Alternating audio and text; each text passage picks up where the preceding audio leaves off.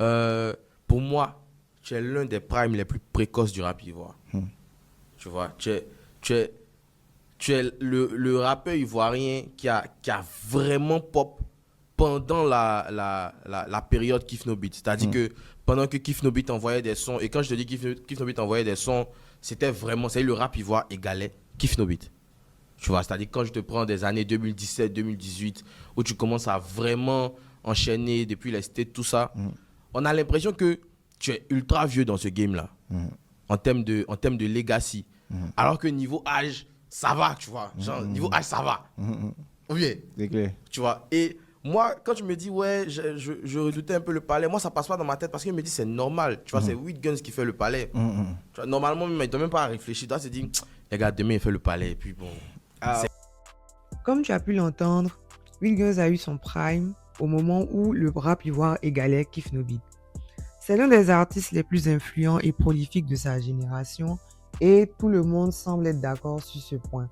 Dans cette vidéo, on va essayer de comprendre comment Wilguns a réussi à devenir l'un des rappeurs les plus influents du rap ivoire. Hello tout le monde, j'espère que vous allez bien, ici Nolivé et vous regardez le premier épisode de votre série Focus où on se concentre sur les carrières de vos artistes préférés. Pour bien comprendre tout ça, on doit faire un saut dans le passé. Alors, on est au milieu des années 2010, 2015, 2017. Le rap ivoire est en train de se réinstaller en Côte d'Ivoire.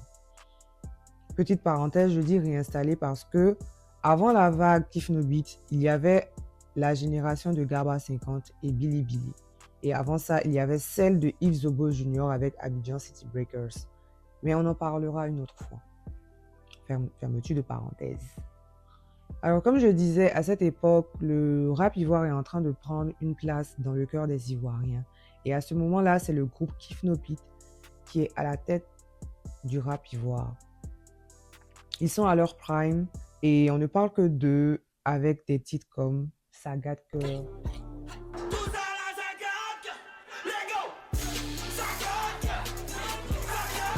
Éléphant ou encore Trembler de joie en collaboration avec le groupe Kozak.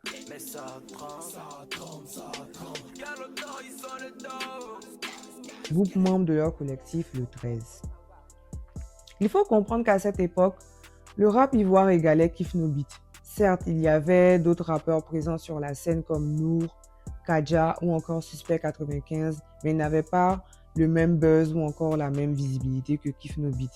Jusqu'à ce jour, c'est l'un des meilleurs groupes de rap francophones dans la sous-région et à l'international.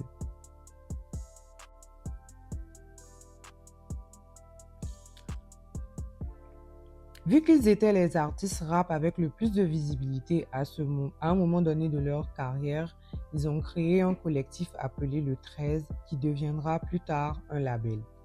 Un collectif a pour but essentiel de mettre en avant plusieurs artistes tout d'un coup. La différence entre un groupe et un collectif est que le collectif n'est pas uniquement composé de rappeurs. Les autres membres peuvent être des danseurs, producteurs ou encore modèles. Donc, dans le collectif, il y avait d'autres groupes comme le groupe Kozak, d'autres artistes comme Syndicat qui étaient absents à cette période, mais on aura le temps de bien en parler dans une prochaine vidéo, ou encore leur producteur Shadow Chris. Et aussi quelqu'un qui a à peine 16 ans va venir bouleverser le rap ivoire, qui va ramener une nouvelle manière de rapper, une nouvelle manière de s'approprier le rap. Cette personne-là, c'est Salim Magiraga, que vous connaissez sous le nom de Wilguns ou encore Wilgenze, le Genze.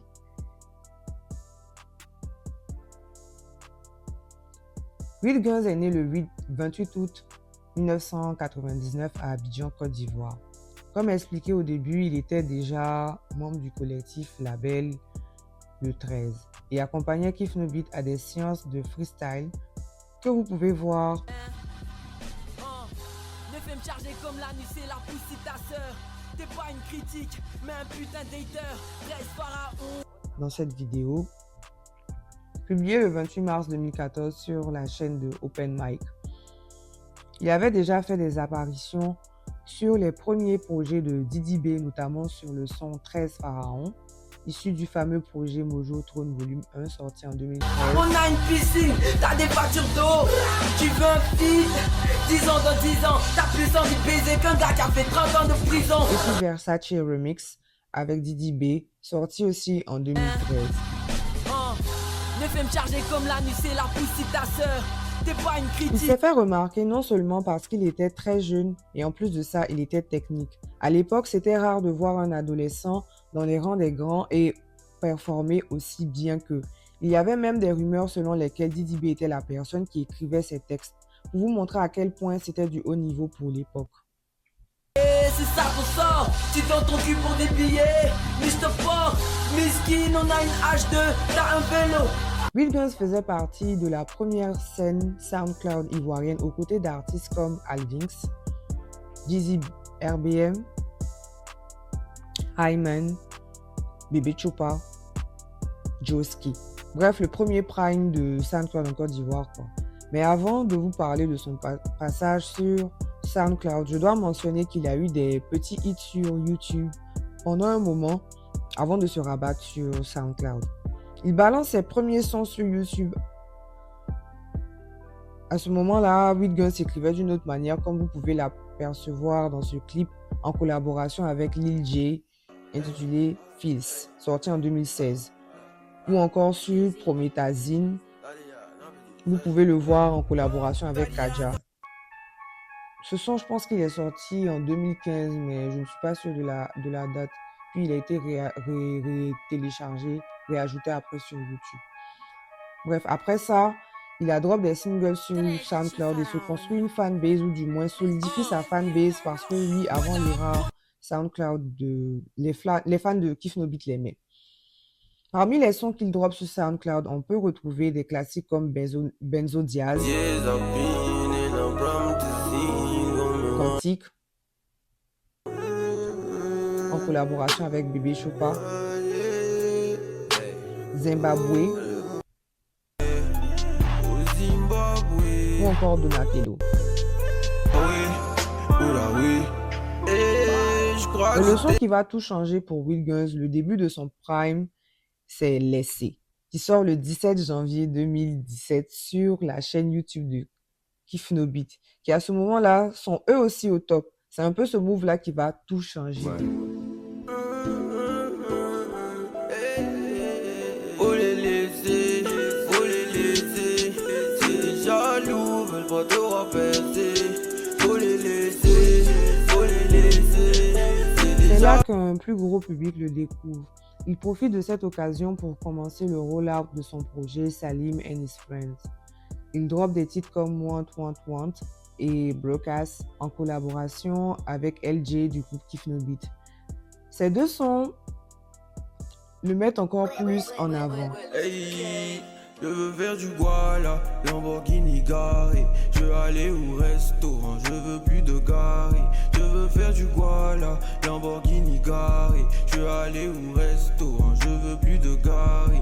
Je veux plus à loco, je veux plus go flow. En avril 2017, donc un mois avant la sortie du projet, il drop le fameux classique Money en featuring avec Didi B, qui fait un gros bruit à l'époque. J'ai pété 10 000, je cherche à casser. Dans l'après-midi, il faut repasser. Parce que... Il réussit à créer une attente, puis il drop son premier projet, sa première mixtape le mois suivant, plus précisément le 3 mai 2017, Salim and His Friends, sur SoundCloud. Sur ce projet, on retrouve le titre Laissé et tous les titres qu'il a utilisés pour le rollout du projet. Broadcast en collaboration avec LJ, Money avec Didi B et Want et en collaboration avec Jordan Crayon. Mais aussi ses amis Bébé Chopa et Alvinx qui sont à cette période des grosses têtes de la scène underground en Côte d'Ivoire. Salim and His Friends est le seul de ses projets disponibles exclusivement sur SoundCloud. La même année, il a son bac et s'envole pour les États-Unis, là même où le rap a été créé.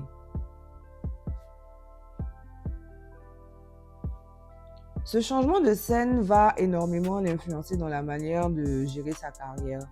Aux États-Unis, il fait la rencontre de Kofi Masta, qui va devenir son producteur, et Jeune Benjoul, qui va aussi devenir son producteur. Alors, petite parenthèse encore, en gros, la différence ici, c'est que Kofi Masta gérait la partie finance et Benjoul gérait la partie prod, instrumentale ou encore mélodie. Enfin, la chanson, la mélodie sur laquelle Will Guns doit poser, on appelle ça des prods. Donc, Jeune Benjoul était la personne qui s'occupait de cette partie-là de sa carrière. Donc, Jeune Benjoul va retranscrire l'influence américaine de Will Guns à travers ses prods. Il faut savoir qu'il était le premier à faire sortir des projets. Avant ça, et hormis Kiff No Beat, ce n'était que des singles que les artistes rap faisaient sortir. Il faisait déjà des mixtapes dans le rap ivoire. Il s'est très vite professionnalisé. En plus de SoundCloud, il était l'un des premiers à poster des sons uniquement sur les plateformes payantes et à éduquer ses fans sur le streaming en vue de monétiser sur sa musique. Car il faut savoir qu'à cette période, une bonne partie du public ivoirien n'y était pas du tout habitué. Il l'a fait aussi à la sortie des projets comme Entre parenthèses et Non. Garder l'esprit pour ne pas trop dénaturer. Mais à la longue, il m'a dit, ah petit, ce que tu mets sur SoundCloud là, on peut mettre sur les plateformes, les gens vont aller checker normalement. S'ils sont déjà là et qu'ils aiment, rien ne peut les empêcher de payer pour ce qu'ils aiment en fait. Et c'est pas comme si... Avec Kofi Masta, il crée le label indépendant L'Organisation, label sous lequel Will Guns sort sa deuxième mixtape, Entre parenthèses. On sent que quelque chose a changé, on sent une grosse amélioration. Un Will Guns qui maîtrise son truc et on sent aussi que les prods du beatmaker Jeune Benjoul ont réveillé quelque chose. Parce que oui, niveau production, le projet est porté par Jeune Benjoul. Entre parenthèses, c'est Tisserand. Je suis différent, la mixtape a été... Ou encore Tia Salé. J'ai parti à Bongouanou, ils m'ont dit va à Bandoukou. Da Hustle. RIP ma nigga Ajibi, cacher le zeuze dans KGB. Africa c'est CEO. I'm on my shit. Considérés comme des classiques du rap ivoire et tous produits par Jeune Benjoul. Will Guns, comme avec Salim and his Friends, nous fait un bon rollout. Le projet marche bien et Will Guns défend bien le projet. Il fait beaucoup de clips pour défendre le projet. À cette époque, à part le groupe Kiff No Beat, qui était bien et qui pouvait se le permettre, personne d'autre ne le faisait. Un an après, il sort son premier album intitulé Non, porté par des titres comme Swallowford Road,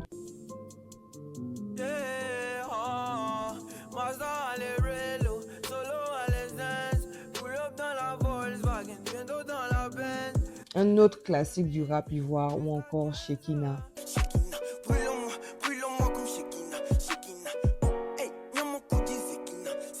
L'enchaînement de ces deux projets le propulse au rang de star locale. Par la suite, il fait son premier concert au Majestic le 18 juillet 2018, puis un autre au lycée classique d'Abidjan le 28 juillet 2018. C'est vrai que c'était une kermesse, mais il en était la tête d'affiche. Les organisateurs de la kermesse, dans le but de faire vendre les tickets, faisaient la promo comme si c'était un concert. Et vous savez bien que le lycée classique est vraiment grand et il a réussi à le remplir. Donc, il faut le respecter.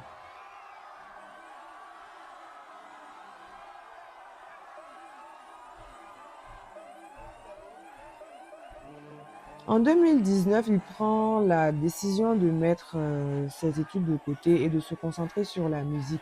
C'est aussi l'année où il perd son père, paix à son âme. Il signe aussi officiellement chez Sony, même si cette même année, même si cette signature sera réellement concrétisée sur l'album Hide the Man, sorti en 2021. Il va drop 2 projets sous l'organisation. Le premier intitulé Correct, porté par des sons comme Cocody Freestyle,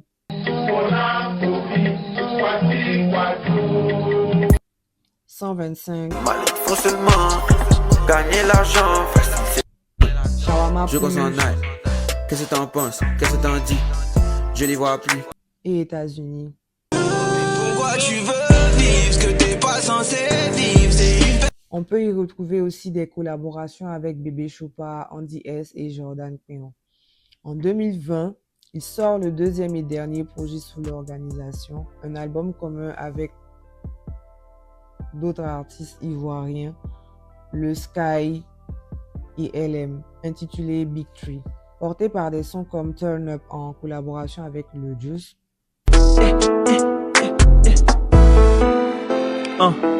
Boussole avec Kif No Beat. À gauche, boussole, à droite, boussole, devant. En 2021, il sort Hide the Man avec CD. Elle m'a fait confiance et m'a donné son cœur. Pain Brochette avec Didi B.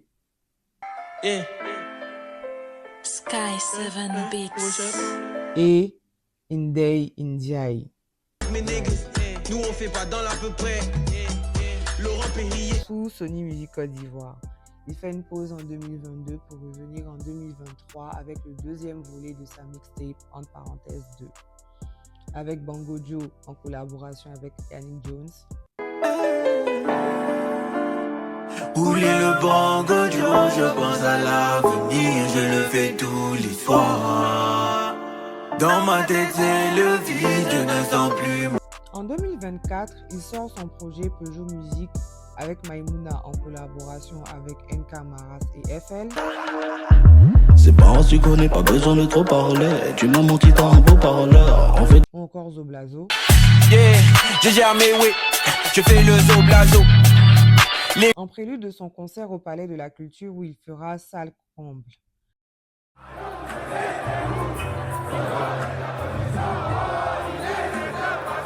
Aujourd'hui, nous sommes en 2025 et il vient de sortir The Leak, un EP en commun avec le producteur 18h, EP de 2 sons, Morocco. Morocco, Casablanca, Morocco, Casablanca, Morocco.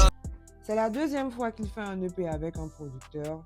Il a dit sur les réseaux que The Leak était un EP en attendant la mixtape dernière de la classe. 8Guns est l'un des artistes les plus prolifiques du rap ivoire avec une constance sans nom. Il est l'un des artistes avec le plus de projets dans le rap ivoire et l'un des plus constants. Malheureusement, les chiffres et les stats ne démontrent pas toute l'étendue de son talent. Il a déjà fait ses preuves en mon sens et n'a plus rien à prouver à qui que ce soit. Ce serait bien qu'il ait un public et une fanbase aussi grande que l'étendue de son talent. C'est pour ça que le titre de la vidéo est 8Guns, le roi sans couronne. Dans le rap, l'expression « un roi sans couronne » renvoie à un artiste de grand talent et d'influence qui est reconnu comme une figure majeure du genre, sans pour autant détenir la carrière qui est équivalente à ce talent. Ces artistes dominent le milieu par leur créativité, leur authenticité et leur impact, même s'ils ne sont pas toujours au sommet des classements commerciaux ou reconnus par le public. J'espère à travers cette petite vidéo avoir pu vous montrer qui était l'artiste et aussi ses accomplissements. Allez streamer The Leak et merci d'être arrivé jusqu'ici. N'oubliez pas de partager la vidéo, de vous abonner. N'hésitez pas aussi à dire en commentaire ce que vous en pensez et si vous avez d'autres propositions de vidéos. Merci.